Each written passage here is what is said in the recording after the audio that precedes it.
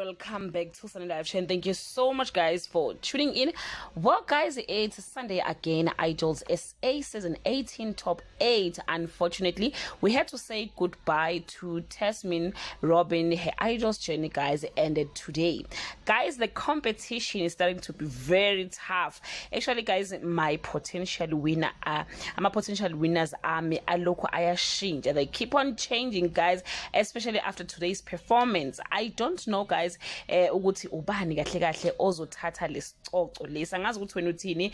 Who do you think might be the winner for this season? Ngoba seqala ukushuba ngampela manje. Anyway guys, let's go straight to the business of the day. The first person who performed or who made it to top 8 was Nozi. The second one was CJ. The third person was Z, followed by Kabelo followed by Tylona, Tapelo, Nompilo and Noxolo. Guys, I must say ukuthi cha bonke baperforme kahle, and yeah, it's so difficult to know ukuthi who might be the winner for this season. Congratulations to all of them. We can't wait for next week guys. You know what to do. Please vote for your favorite contestant guys. That brings us to the end of this video. To leave your comment below and share your opinion. Bye.